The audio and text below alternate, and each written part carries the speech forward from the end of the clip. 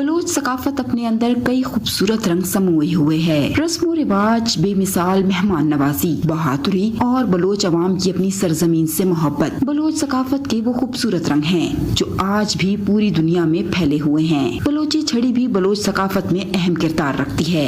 ये छड़ी डेरा बुगटी, कोलू और कहान समेत मुख्तलिफ इलाकों में बनाई जाती है।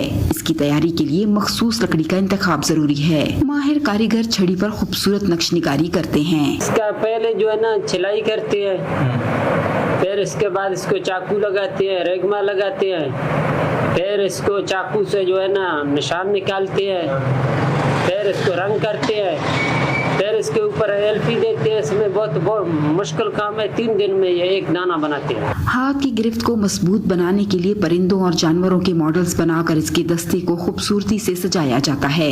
बलोची छड़ी जहां बुजुर्गों को चलने में सहारा देती है, वहीं किसी खतरे की सूरत में बेहतरीन हथियार का काम भी देती है। जब हम बड़ों जो जंग में जाते थे, एक ये छड़ी होता था, इसके अलावा एक तलवार होता था। जब कोई आता था बाहर से कोई हमला करने के लिए, अगर उसके पास तलवार नहीं होता था, उसके पास भी ये छड़ी होता था।